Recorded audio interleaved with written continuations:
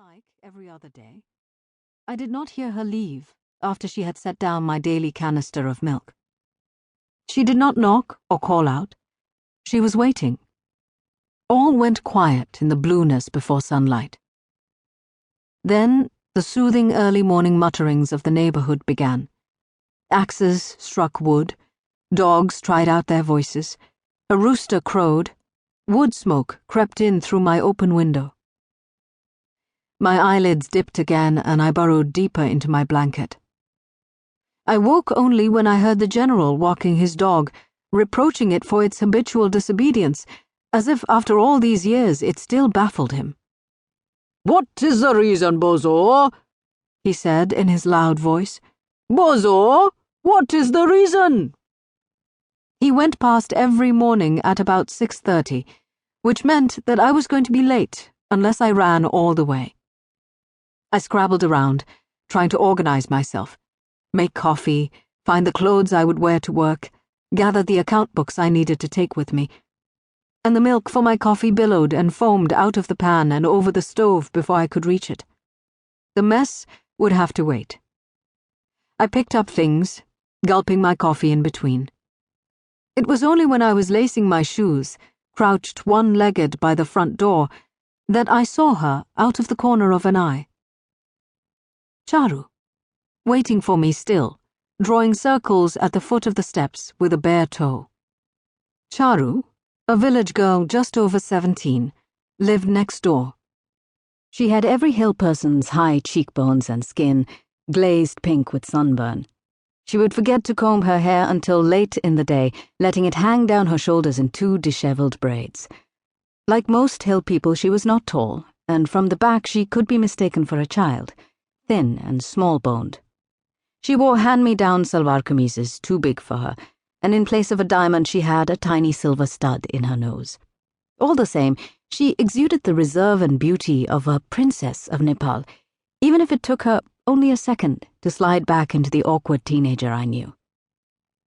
Now, when she saw I was about to come out, she stood up in a hurry, stubbing her toe against a brick. She tried to smile through the pain as she mouthed an inaudible namaste to me. I realized then why she had waited so long for me. I ran back upstairs and picked up a letter that had come yesterday. It was addressed to me, but when I opened it, I had found it was for Charu. I stuffed it into my pocket and stepped out of the front door. My garden was just an unkempt patch of hillside, but it rippled with wildflowers on this blue and gold morning. Teacup-sized lilies charged out of rocks, and drifting scraps of paper turned into white butterflies when they came closer. Everything smelled damp, cool, and fresh from the light rain that had fallen at dawn, the first after many hot days. I felt myself slowing down, the hurry draining away. I was late anyway. What difference did a few more minutes make? I picked a plum and ate it. I admired the butterflies. I chatted of this and that with Charu. I said nothing of the letter.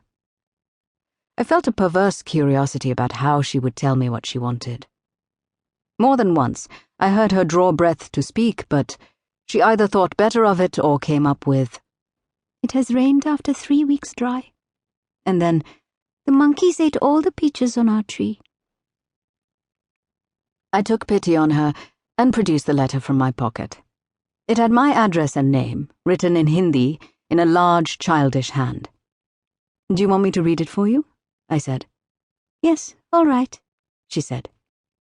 She began to fiddle with a rose as if the letter were not important, yet darted glances in its direction when she thought I was not looking. Her face was transformed by relief and happiness. "My friend Charu," the letter said. "How are you? How is your family? I hope all are well. I am well.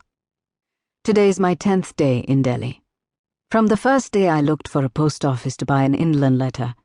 It is hard to find places here. It is a very big city. It has many cars, auto rickshaws, buses. Sometimes there are elephants on the street. This city is so crowded that my eyes cannot go beyond the next house. I feel as if I cannot breathe. It smells bad. I remember the smells of the hills, like when the grass is cut. You cannot hear any birds here, or cows or goats.